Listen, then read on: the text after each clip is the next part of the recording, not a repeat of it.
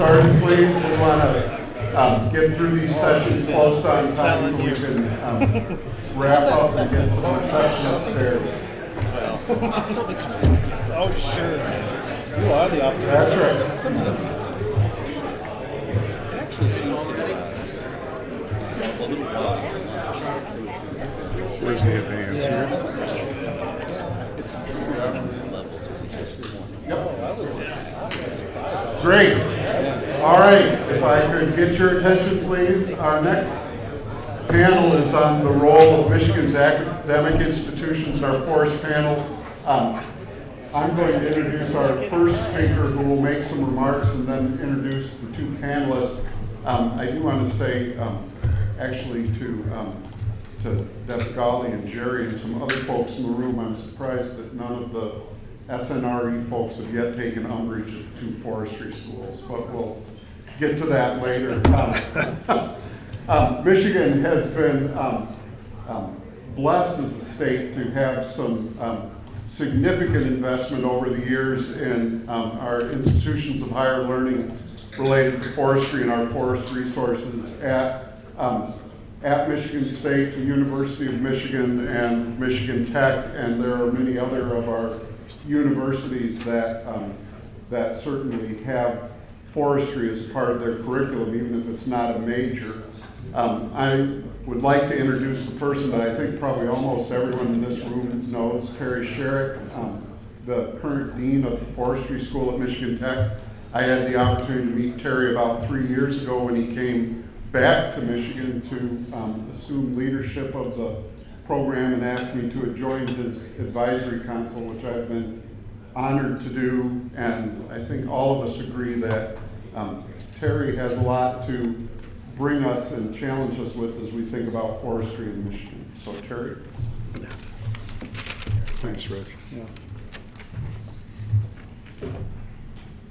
Well, good afternoon, later afternoon rather than earlier afternoon. I know that. And so we'll try to get started here and get going.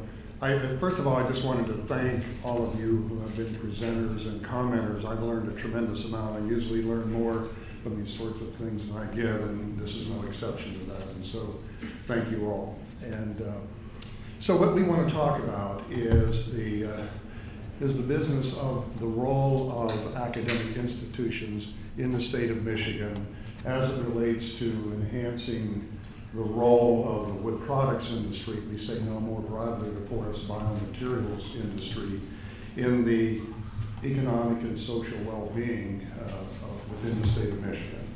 So that's our charge in this time that we have available to us. I might say that if you think about academic institutions, you should certainly think about teaching, research, and outreach, and that outreach continuing into society as continuing education. So we're talking about all of those components when we're talking about higher education. I should also say that we have engaged, in more detail, all 44 public institutions in the state of Michigan around this initiative, around this forest biomaterials initiative. I think that's everybody from 2-year programs to 4-year programs to doctoral granting research programs, and also in continuing education through extension efforts. And so this is a total effort. Now, having said that, the reality is, and there's a history behind this, and I don't have time to talk about it in any detail, but the reality is that if we took all of the capacity, institutional capacity of all 44 institutions in the state of Michigan and added it together around forest biomaterials, it would be less than any of the major forest biomaterial programs in the country. That is, I would say, Oregon State University, NC State University, or Virginia Tech. And that's the reality. You can just get on the website and look at their capacity compared to ours. What we do well, but our capacity is far below that of those major institutions. And so we're going to hear more about that in terms of our attempt to increase that capacity and how we're going about that.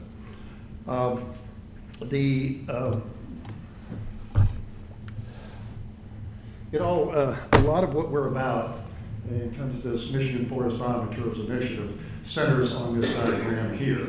And by the way, I would like to ask, how many people in this room were aware of the Michigan Forest Biomaterials Initiative. Would you just raise your hand if you're aware of it? Okay, now the academicians put your hands down, and the others, just the non-academicians, raise your hands. Okay. Good. And then how many of you are actually involved directly through service on either the steering committee or the advisory board? Would you put your hands up? Okay. The point is to make a point here that this really, when we look at this from an academic standpoint, it really has to be a collaborative effort. So we're really centered on local community well-being at the center of all of this. And then you see the players. We talk about the stakeholders and all this. There's obviously a very complex web of sectors involved in this effort. But the big three there being academia and government and industry. And we show these arrows pointing out because there's perhaps a natural tendency for these to go their own direction. And so the issue is, how do we turn those arrows around and getting them pointing inwards so that we are in fact working in a truly collaborative way. And that's a big challenge.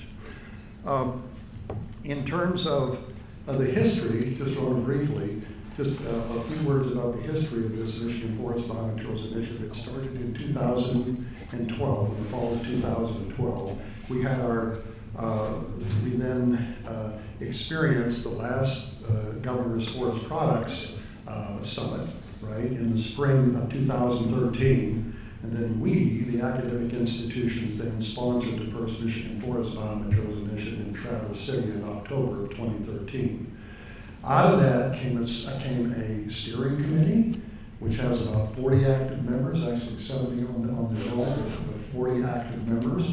And out of that steering committee came a strategic plan. And out of that strategic plan then came an advisory board, the board, which we call an interim board because we're not yet an official nonprofit organization, which is where we see this going, which is being recommended to be located probably somewhere centrally in the state to oversee all of this material. And then out of that then came this project Reforge that's going to be talked about, which is our attempt to link industry with the academic institutions and tie in the state as well. And you're going to hear about that. So that's the general evolution of this process that brings us now to the present. And now we're going to turn to our two presenters here to really get into more detail in terms of this this path that we've taken over the last 2 to 3 years. So first off, we're going to have presenting us, we're going to have Mark Rudnicki, and Mark is a professor of practice in forest biomaterials, hired at Michigan Tech just this past January. This thing became larger and larger. We had to have somebody who would in fact oversee the applications of this or this effort at Michigan Tech, and then work with people statewide on this Michigan Forest Biomaterials Initiative. He is also the interim executive director of the board that we have, this interim board, and so he does all the work, in fact. And I would just say that this, again, is a new hire, so we've invested, with all he does, over $100,000 a year at Michigan Tech to try to get this thing jump-started. Second person is Rich Kobe, who is the department chair in the Department of Forestry at Michigan State, right, University, and is also, yeah, there we go. Work it out. I'm a Michigan grad, so it could be worse. And he's also on the interim board. And so he's going to, the way we're going to do this is Mark is going to start and give us an overview and get a little overview and then talk about MIFB, and then Rich is going to follow up with Project Green in agriculture, which is the model that we use to develop the Project Reforge, and then Mark will come back with some final comments. One little caveat is when I was talking about our expertise, one of the ironies is having relatively little capacity compared to the big programs in the country in the area of wood science and wood products and forest biomaterials, is that Michigan Tech and Michigan State are ranked in the top 10 in terms of undergraduate education in forestry. So it's a bit of irony here, it's incredible strengths in forestry, but then contrast this with wood products, wood science, and relatively little capacity there. So go figure that one out, and we could have long conversations about that, but let's get on. Okay, so Mark.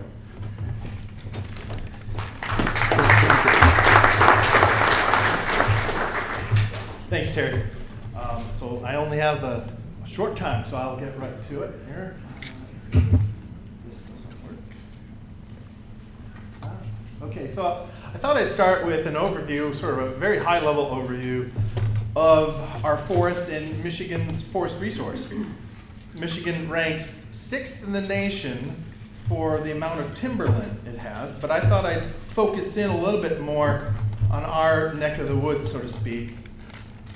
And these 24 states that make up this northern forest, we're on the far left. We're number 1. You can see all those little states. The New England states are small. But so we have the largest acres of forest land in this region. And now let's take the top 8 states and look at what are the harvest removals in 2014. So this is all FIA data. This is all 2014 data, these next few slides. So it gives us a state level view of where Michigan is at. And so even though we have the highest amount of forest, we are not the leading harvesters, although it's not by any means pitiful. So also a very important number to look at is what is the growth to removal ratio, right? And so Michigan, again, is at 2.1, so our forests are growing 2.1 times the rate of removal. So probably some surplus there, or a modest capacity to take more of that growth. States that are, and we have some states that are quite a bit above that, New York and Pennsylvania, which I thought that was interesting about Pennsylvania and their large export numbers. I think, so they're not harvesting a much, but they're exporting a lot of that cherry is what I'm thinking. Very valuable. So, and then so if we're not harvesting much or to our best capacity, you might get worried about maybe we're losing trees to mortality. But in fact, that's still not really a big concern in the state. We're about 1.1% mortality of our volume. So I think in that respect, we have pretty healthy forests. Okay, so next I want to talk a little bit about jobs. And we've heard a lot about some economic analysis, economic review, which is a lot more detailed than I'm going to talk about. And when I first took this position, I needed a sense myself, where is Michigan ranked? And so I needed to find out where is Michigan in respect to our neighboring states. And I found this effort. This is an open data source on industry clusters done by Harvard, contracted by the Economic Development Agency, and it's called US Cluster Mapping. And so anyone can go on there and start generating output. So I did. So this is different than the Implan data. So Implan is another, and since it came from, I've learned more about Implan very recently. Implan, since it came from the forest sector, really does a much better job of figuring out how many jobs are in that sector, and it pulls from several data sources that the US cluster mapping does not. It only takes for jobs, it only takes for one. So when I show you jobs numbers, they're pretty much way off, but especially because they do not incorporate self-employment, which is, of course, huge in particularly in logging. Nevertheless, the numbers give us since it was calculated the same for all states, they are wrong in the same way. So we can look at our ranking. We can still see how we stack up. At least that's my argument. I'd like you as a teacher. So it uses the same basis of classification, this industry group. So there's over 500 in the North American Industry Classification System, but it's a different approach to cluster those groups depending on how they trade. So this comes up with four industry clusters related to us, and I'm just going to talk about the first two, forestry and wood products. So these numbers are off, but it still gives us these rankings, okay? Michigan ranks 15th in forestry and logging jobs. Even though we saw those forest resource numbers were quite high, our jobs numbers, our ranking relative to other states is not very strong. In wood products, we're doing even worse at 19th in the country.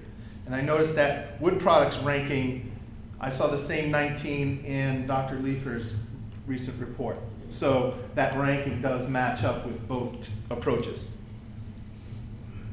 And it's also interesting to note that in one of these subcomponents, wood components and products, this sub-cluster industry, Wisconsin is #1 in the country, where Michigan is 16th.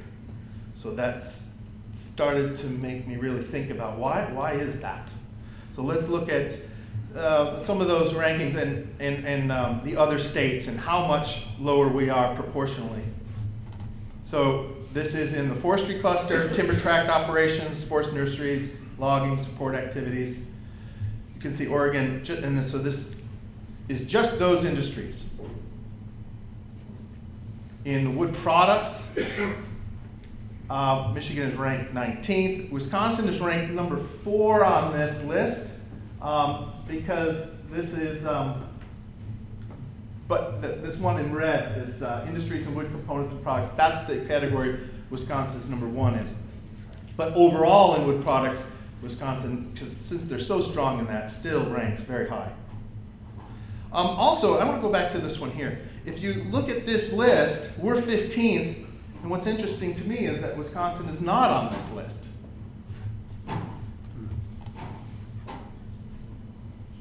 So we're apparently we're doing a lot of logging, and they're doing a lot of wood products making. And so that if we look at this map across the country, the states in blue have a high proportion of employment, and they're highly specialized employment in wood products. The states that are tan have high employment. The states that are light blue are this high employment specialization. So there's a high proportion of those jobs in those states. So Michigan, unfortunately, doesn't come up on this at all. If we looked at furniture, Indiana would be a blue state, by the way. So that certainly jives with some of the other, what we've been hearing earlier today. So what I wanted to see also, I said, okay, well, let me take a stab at taking the forest resource size, and let me take the value of the industry and put them together. Because I wanted to figure out what's our industry worth dollars per acre for our forested acres. And this data came from the American Wood Council. And you can see Michigan in blue on the left, and our neighbors, Wisconsin, Minnesota. So they're getting a lot more value per acre of forest land in their states. And this is, you can see the national average on the far right. So almost all of the big states that have a lot of forest are doing better than Michigan. New York is the one exception, and apparently New York doesn't like to cut trees almost at all. So I think they're getting close to New England, I think, is the problem. As another piece of information that I think this came from, let's see if my animation works. Yes, this came from, it looks like a joint work between Wisconsin, Minnesota, and Michigan State, and Stevens Point there. Looking at wages in both logging and hand fallers. And you can see that Michigan has the lowest wages in logging equipment operators, and fallers were not the lowest, but Wisconsin has a really strange, very wide range. Apparently, it really depends in Wisconsin. So, but still, the low wage rates are concerning as well, and that I think could certainly be related to our low utilization or industry value. So this ties in a little bit, this next section ties in a little bit with Bob Ross and what he was talking about. And as I've been looking at opportunities, and we've been talking about, well, how do we add value? How do we not send raw materials out of the state?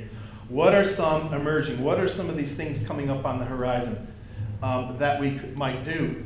Bob talked a lot about mass timber, and I'll give just a couple of slides of examples of each of these things. Bob talked about mass timber buildings and cross-laminated timber, and this is the building that's being broke ground in Minneapolis. So this is what the future of office buildings potentially could look like. So we're really talking about a revolution in wood buildings and in cityscapes.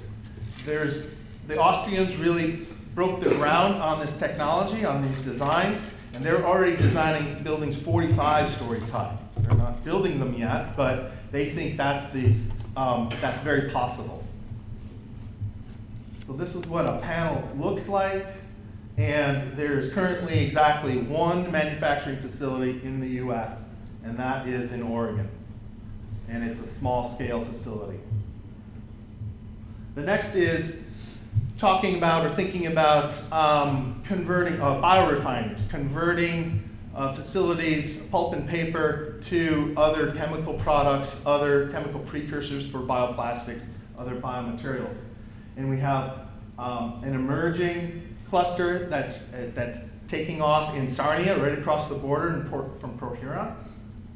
And it used to be petrochemical based, but now it's all converting to biochemical based.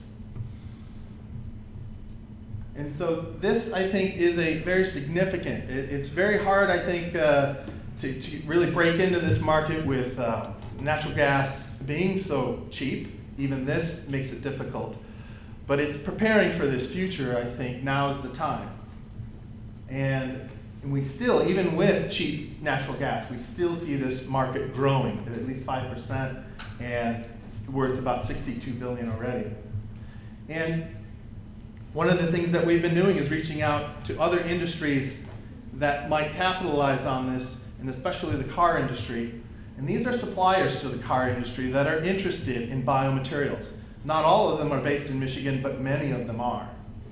And we're working to start facilitating those linkages between forest products and our favorite industry in the state, the auto industry. Okay, so niche markets. Here's a little bit. In Wilson, Michigan, you know, this is, I was fascinated. Here's a company that takes white birch and hand packages small little short logs and ships them around the country for incredible value added and incredible margins there. And to craft stores around the country and to Michael's craft stores. And you can bet they're getting, what they're getting dollar per tree is very impressive. Maple syrup is another one. Here's a company out in Washington State buying bulk syrup from the Midwest and making it boutique and batch and selling it for high prices. I saw this in the Grand Teton Lodge in Wyoming, and they're getting a premium for this.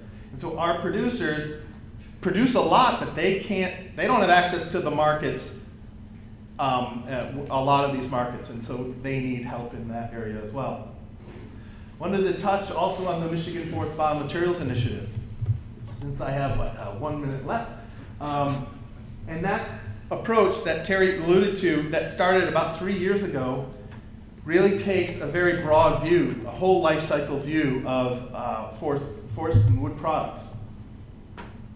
And that initiative has grown, and we meet quite regularly, and our board has expanded, and it contains folks from various sectors in Michigan, from academics and a lot of industry, Farm Bureau, Michigan Timbermen, so Michigan Forest Association, and of course me. And when people say that I do all the work, that's really not quite true. We have a very active board who give me lots of work to do. So they're really good. So our mission, we hammered this out And this is really important for an organization to have a mission that they really believe in. And I think this is what we do, and this is ours, to enhance the quality of life in Michigan by fostering sustainable communities, forest communities, and economies through innovative and responsible production, use, and recycling of forest biomaterials.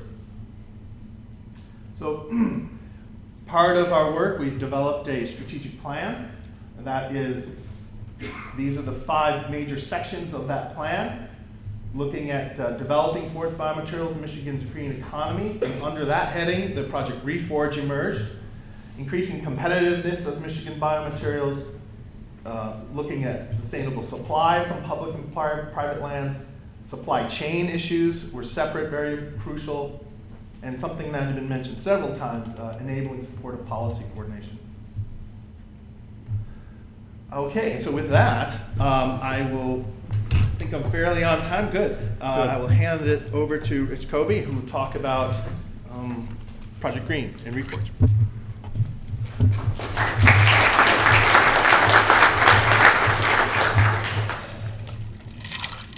Okay, thanks, Mark. One of the products of the Michigan Forest Biomaterials Initiative is a proposal that's called Reforge Michigan. And what Reforge stands for is Renewable Forest Resources for a Green Economy. This is strongly based on something that's called Project Green. And I think that Project Green provides a really good model here. This is coming from the ag industry. I think we could learn a lot from our friends in the ag industry in terms of how they cooperate, and they're very strategic. And Project Green is an acronym that stands for Generating Research and Extension to Meet Economic and Environmental Needs. And if we think about exactly what the forest products industry, what forestry needs, that very well fits what we need as well. Let's see. Okay, so a little bit about Project Green. It's a cooperative effort to advance Michigan's economy through plant-based agriculture. The cooperators are plant commodity groups and industry, Michigan State University's Ag Bio Research, which is the Ag Experiment Station, MSU Extension, and Michigan Department of Agriculture and Rural Development. And they're focused on research and extension programs for industry needs. The industry really specifies what their priorities are for research and extension, and then proposals are submitted to address those industry needs. And in Project Green, a big issue now is food safety and also quality of the environment. So we can look, Project Green's been around since 1997. It's when it was first funded. And we can try to evaluate how successful has Project Green been. I'll get into some more details about how Project Green works and why it works later on. But let's look at kind of the bottom line impacts here. If we look at the total economic impact of agriculture in Michigan over a recent 6-year period, and this was really during some fairly dark days in the economy, there was a 52% increase in total economic impact. There's been a $20 billion increase in the ag sector in about the last 3 years. And the current total economic impact of agriculture in Michigan is more than $100 billion. So we can't attribute all of this to Project Green, but we can say that these good relationships between university researchers, state government, and the industry has helped support the growth of agriculture. Now, one more direct measure of Project Green's success is to see how much additional funding has been leveraged. And if we look at the return on investment, over the last most recent 3 years, there's been about a $6 million investment in proposals and a more than $24 million additional money coming in through industry support, but the real big part of that is federal grants for research and extension. So that's a real direct impact. Okay, so there are two main components to Project Green. One funds the proposals, and that's in the lower part of that circle there. The part of the circle that is blown up shows the new grants that are made. So that's about a quarter of Project Green's allocation. There's about 20% that goes to continuing grants for multi-year projects, and then about 10% towards value added. So that's about half the pie. The other half of the pie goes towards supporting infrastructure, personnel, very small amount for administration, just about 1%, some program support, and also an emergency contingency fund that really enables rapid responses to emerging problems.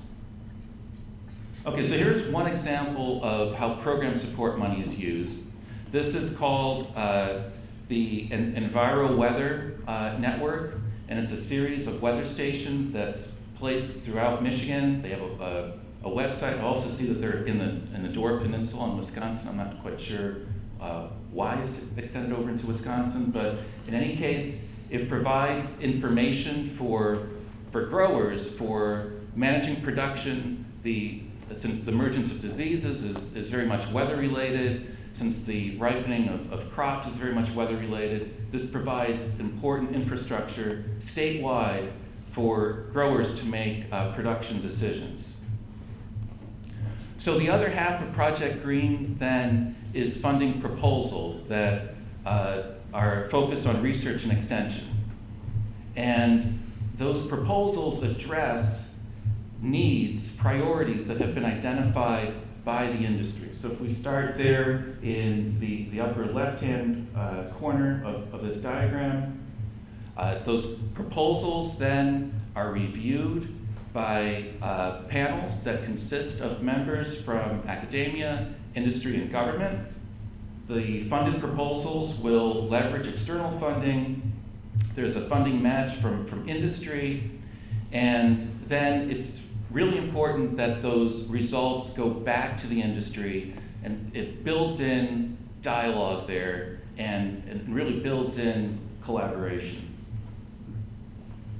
Okay, so I'm going to shift now to talk about this more in the context of what we are proposing in Reforge, Michigan, and acknowledging kind of the heritage of Project Green by having their logo there in the lower right-hand corner. And so I'm going to focus now in not so much on how the program works, but I think it's important to look at why it works so well and why it's been so successful, why it has so much support in the state legislature. And the first point is that there's a fairly simple governance structure for Project Green, as we're also proposing for Reforge. And for Reforge, there would be 3 members of a governance council, 1 representative from the DNR, 1 from Michigan Tech, 1 from Michigan State, and they ultimately would make final decisions on funding and direction of the program. So what that simple governance enables is rapid responses to problems. The director of Ag Bio Research mentioned to me recently about how there was a new soybean pest that came into the state. They were unsure about what it was.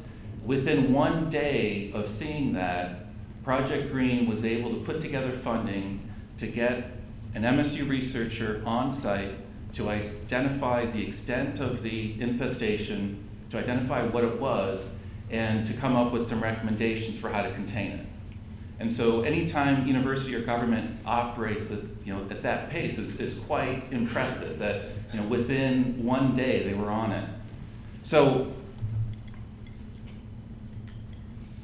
if we extend that into forestry, what about Asian Longhorn beetle? And what if we had a mechanism like Project Green when emerald ash borer was first detected? Would we be in a very different place now with something like Project Green? Okay, another reason why Project Green and why we think Reforge will work well is that there are clear roles that balance power among the major stakeholders. And if we look at the role of industry, industry is involved in identifying the priorities. They also are involved in reviewing proposals that keeps things kind of grounded and meeting their needs. The Department of Natural Resources would also be involved in proposal reviews, as well as the universities. And then the governance and administration is largely in the hands of the DNR and universities. I think another reason why this could be successful is that all the major players have some skin in the game. That the state government is making an investment in Project Green. We're asking for a similar investment for Project Reforge. Currently, it's somewhere around 6 or 7 million that the state is investing in green. The industry also is putting in a financial match to all the Project Green proposals. So the funded proposals have some industry contribution, and the universities are leveraging existing infrastructure as well as faculty time to address problems that the industry has identified. And as well as Terry mentioned, Michigan Tech has invested in forest biomaterials. Currently, Michigan State, we're advertising for a position in forest biomaterials. Pascal Zoku, who's sitting in the back of the room there, is chairing that search committee. And so the universities already are putting some skin into the game here. Another important part of it is that the way that this is structured is that it encourages collaboration. And that collaboration is really occurs in several different dimensions. It's bringing people to the table. It's, for one, when the industry is setting priorities, presumably that's going to be based upon research and extension programs that have already occurred, and there's a dialogue that's occurring there between academia and industry. With respect to the development of project proposals, they're evaluated based on having an industry match. So there has to be dialogue between industry and researchers and extension specialists at that point.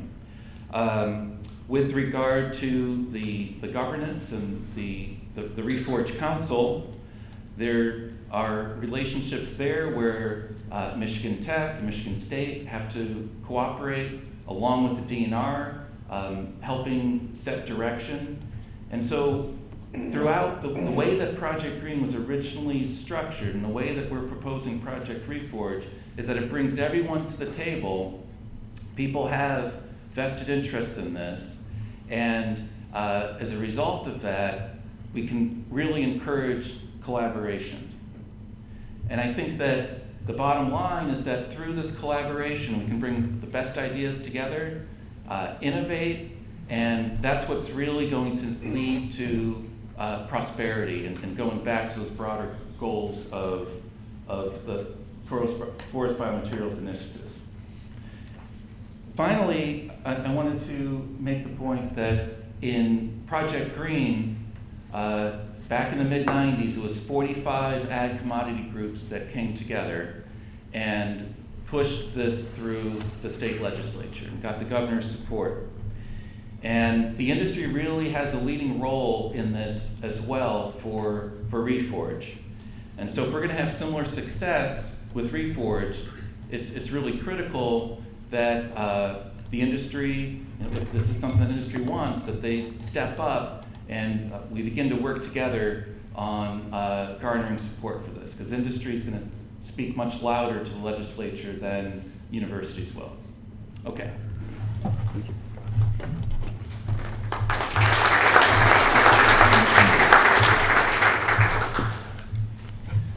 And along that line, I did present Reforge to the Senate Committee, Senate Natural Resources Committee last week. Speaking of that, and I did receive quite a few letters of support from industry, but I think that's the beginning and certainly not the end of garnering support and to move this through the legislature. Right now, and I think Rich is exactly right. The universities can't be seen or as really leading this. It has to be the industry. Industry has to want this.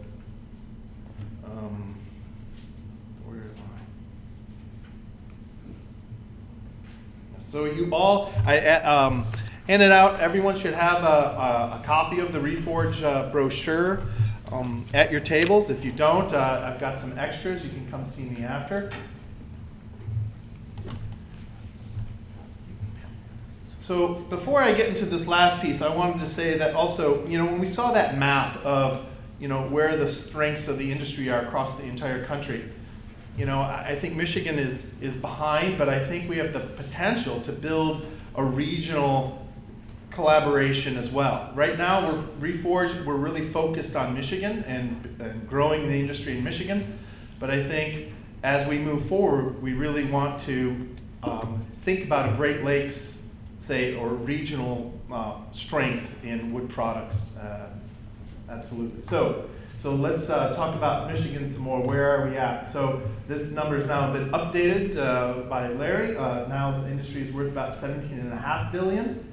And the governor, our goal is to get over $20 billion.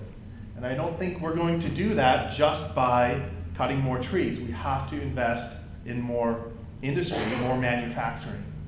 Other states are certainly doing this. Oregon has been contributing funds from every log to the universities for decades now, but the state legislature they just are in the middle of this fundraising for $63 million for a new building, a Wood Products Innovation Center, and that's a 50-50 public-private split on that funding.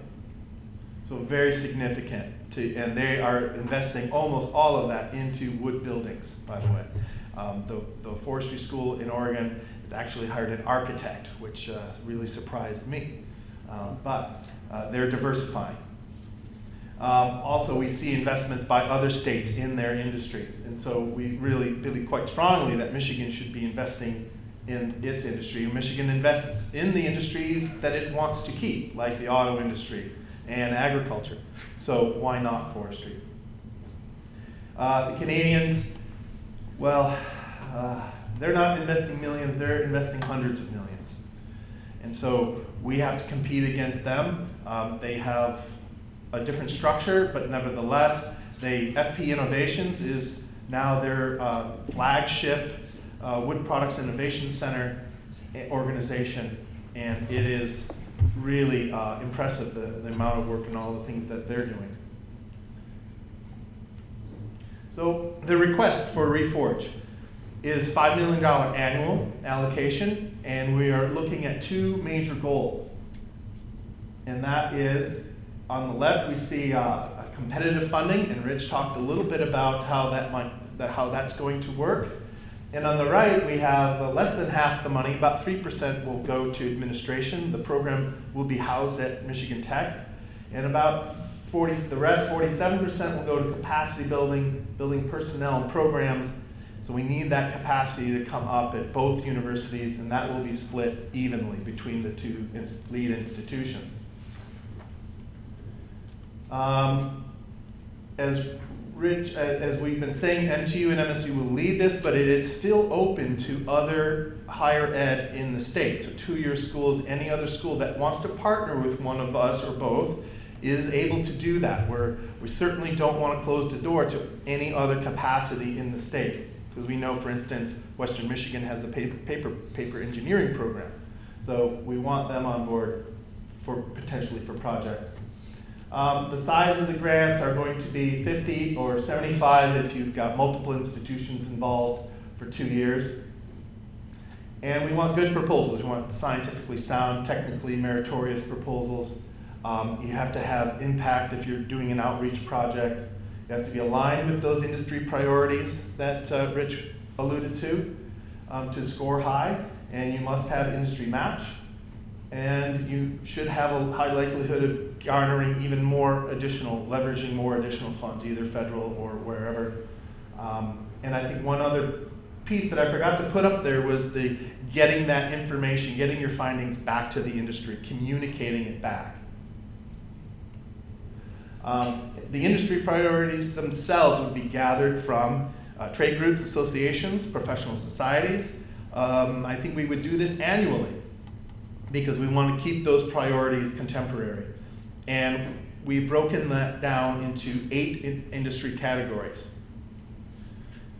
And we would also have an initial meeting. I think this is new ground for the forest industry, and so we need to get in a room and really talk about what are the expectations, really starting to build those relationships and discussing mutual needs. So I think that will be also very important. Whoops, okay, whoops, here we go. So what are the 8 industry categories? We've broken it down. This is loosely based off of the North American industry classification system, plus a couple other ones thrown in, like the advanced biomaterials, energy, some non-timber forest products to leave the door open for those niche markets and other innovative potential. And so you should be able to find everyone on that list. And we also have, so these are the higher level industry categories. We have them broken down in all the subcategories as well. So, and I can certainly share that with you. We have that electronically. But it's a long list, so I didn't want to do that. So, also leveraging for federal funds. And so this is some exciting things that we've heard about. This is supposed to be advertised in September. But we've got Elise working on that to find out what's going on with the USDA. We really want to know, are these initiatives, are these announcements coming out soon? And they are very exciting because they're talking about public-private partnerships to establish 2 innovation institutes. And if you look at some of the verbiage there, it really matches very well with really the thing that we're building with the Michigan Forest Biomaterials Initiative and Project Reforge. And I think that we would have, with the efforts that we've been undertaking, I think we would have a pretty good shot at the Biomanufacturing Institute of Innovation. So also important to bring that return on investment to state money.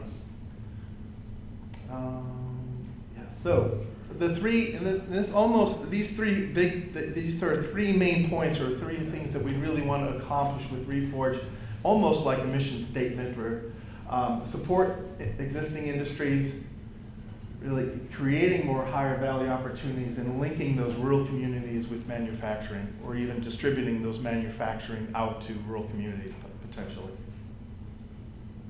And that's going to take some work. So to sort of wrap up here, I think we have at least a marginally underutilized forest resource. I think we are shipping too many raw resources and jobs to other states and other countries. Other states we know are they're investing in added value to wood products. I think consumers, I think there's an underlying surging demand for renewable, sustainable materials or products. And the forest industry, I think, can meet that. We have inherently a product that can meet that need or that desire. Reforge, and so in conclusion, really, Reforge is a unique, ambitious proposal to drive that public partnership in Michigan.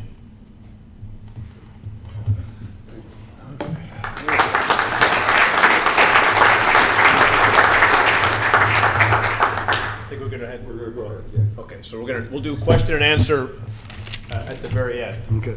So we are on the home stretch now, and I guess I get to be the person that brings up the tail end before I turn it over to JR for the benediction. Before we do that, we've heard from a lot of good people today, a lot of experts, but we want to take just a few minutes to talk about what we heard from folks in the audience. So if you recall, back about a month or so ago, we did a Survey Monkey. I am not the Survey Monkey, but the TAC did put together a number of questions, and really I have to hand it to Dave Newman because he's the one that really put together the whole thing. So anyways, we're just going to take a few brief minutes to talk about the questions and what the results were, or findings from those.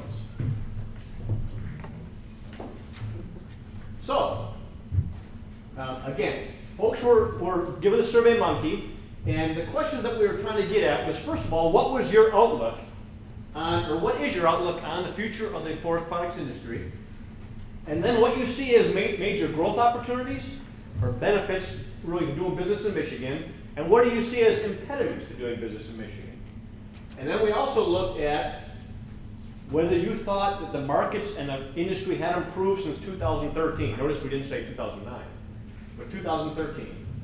And then we asked about what people's perceptions were on sectors of the market or the industry that could or should be expanded. And we finally came up with a question that said, if you could change anything, what would you change? So those were kind of the main topics that we were trying to get at. We had 92 respondents to our survey. Most of them, though, were from industry. So the graph over here shows what it was, but basically you could take manufacturing, sawmills, composite board, and pulp. Over 50% of the folks, 64% basically or 60-some% were from industry. And what was interesting is that 64% of those that were surveyed, their outlook for the industry, forest products industry as a whole, was favorable. So that was pretty positive. And about half of the respondents said that they expect to expand their businesses in the next 5 years. So pretty positive in that respect. Okay, so one of the questions again was, what are the opportunities that you see for growth, or what are the things that really cause you to want to do business in Michigan? All right, so the top 5 opportunities that were identified were, first of all, favorable political climate. All right, we've heard a number of things about that today, but that was one of the big things that came out. And we heard that also from our speaker at lunchtime today about having a very, very welcoming state to do business in is very preferable. And tied in real closely with that is number 2, an improved relationship between the industry and government. And I think here primarily pertaining to the state of Michigan government. And I know, speaking for myself and others, that many folks feel that the relationship between industry and the Department of Natural Resources and the administration and the DEQ is better than it has been in many, many years, so very good. The third thing was favorable wood growth to drain ratio. So again, you got to have wood, and you got to be growing more wood than you're harvesting. So that was a great reason for doing business in Michigan. And then number 4 is availability of regional workforce. Now obviously there's some issues there, but it was identified that in general we have a really good workforce in the state of Michigan and good availability for it. And then the 5th one there was a high quality hardwood and sugar maple resource. Why does that make the list? Because that sets us apart from many other places in the country. And again, having sugar maple is, we've heard a lot about some of the different markets that are utilizing that. The close runner-up, number 6 there, had to do with having a large volume of certified forest. So there were some other reasons, but these were really the top 5. All right, so let's look at what were listed as the 5 largest impediments, if you will. The first one is availability of timbers from federal land. So it's interesting that the other slide says we have a great growth to drain ratio. Availability from timber from federal lands continues to be a concern that folks in the industry and all the respondents have. Not surprising, but it's something, obviously, it points to the TAC and others. That's something we've got to continue to work on. All right, another one is finding and retaining skilled workers. And we just said we got a great workforce. Now we're saying, but we got to keep it. What we're seeing, and this is across the country, is this is not a Michigan phenomenon. It's happening everywhere. So finding and retaining good workers is important. We heard some really good presentations on that. Third one is pace of the U.S. economy, economic recovery. All right. Now, is there much we can do about that? Not a whole lot, but obviously that is an issue. So it really is saying the market drives a lot of what is happening out there, and that's been an impediment over the last couple of years. And tied in closely with that is number 4, the pace of the housing market recovery. All right, so those 2 we can't do a lot about, but that's kind of one of the realities that we're working with it. And then number 5, an impediment is logging capacity. Again, kind of ties into that skilled workforce. Is that, again, this is something that's happening around the country as well. But retaining that logging capacity is an important thing. And then number 6, which I was surprised it was number 6 because I thought I had that higher. But in the federal regulations were listed as an impediment. Is that the first time it's ever come up in a survey that it was on there? Probably not. Anyways, that was number 6. So those are the impediments. All right, what market should be expanded? This one is kind of all over the board. It probably depends what market you're in and where you are in the state of Michigan. But energy was talked about, all right? We talked about that today. Pulpwood markets. Well, if you're in certain parts of the state of Michigan, you probably don't want to see that expanded, but if you're in other parts, you do. Value-added manufacturing, I heard a lot about that today, is one that we feel should be expanded, and many of our presenters talked about that. The next one that should be expanded is incentive premiums for certified wood products. Basically, folks saying, okay, if we have certified wood, there should be a premium there, so we'd like to see that expanded upon.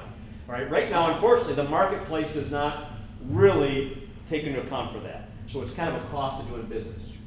Another one that showed up as being expanded is timber markets in the southern Lower Peninsula. Again, we talked about having a lot of manufacturing down there, but there's not a lot of those primary wood users down there where there's still a significant amount of wood that's being grown. And then tied in probably to the energy markets is what could be expanded as markets for mills, or markets for mill and manufacturing residues. And then of course chemicals and nanotechnology. So it's really all over the board. It all depends on where you're coming from, where you live, and kind of what your expertise is. But again, there are folks that are interested in seeing different markets expanded in Michigan. And that brings us then to our final question, which was if you could change anything, what would it be? Nobody listed the U.S. economy, interesting enough. So apparently they weren't thinking real big picture, like if you could do anything. But what they did say was increase federal timber harvests. All right, so that's something that we can have an impact, and we need to continue to work on. Another one was public perception of forestry and the forest products industry. All right, we've talked a little bit about that today, but I know that came up in the Michigan Forest Products Council meeting yesterday, and we're seeing more and more about that because, and Terry kind of touched on it a little bit in his presentation, the idea that if we're going to grow our industry and we want people to think positively about cutting trees, there's a certain piece of that that ties in with changing that perception. The perception in the southern United States is much different than it is in the north as far as forestry and growing trees. Workforce development is one that some folks identified that they could change anything they would do, and then increase value-added manufacturing. And then here's another one that a lot of us have beat our heads over or against the wall over the years on is improve rail transportation for forest products. So again, if you could change anything, get rail kind of back in the picture, and a lot of us have dealt and struggled with that over the years. And then demand for harvest residents. So these are, we talked about what are the benefits, and we heard directly from Aruco today that some of the reasons they're here is for those very benefits. And two of the big ones are that we're working in a state that wants to do business, and that's a really positive thing. And the administration and the folks that we deal with on the regulatory side and the state side are very positive. So there's some really good things. We talked about those, we talked about the impediments, and then what are things we could change. So it's kind of a nice path forward, if you will, for things that the Timber Advisory Council and folks within the organization collectively need to continue to work on. So with that, I'm going to turn it over to JR, or do you want to do a few, we got time for a few questions about anybody. Because my goal was to make sure that Bill could get to his Corona before 4 o'clock. Considering that, no, we don't have time for questions. Sure, we got time for a couple of questions. This is for anybody, not just for me, because I'll probably send it to somebody else anyway. We've been in the room for a long time. Yeah. Okay, I'll turn it over to Jim. Father Richardson will now take it from here.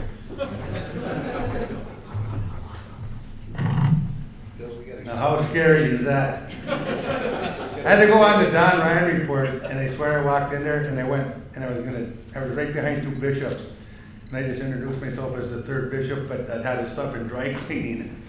I don't think those guys know what to say, but I'm still here, so.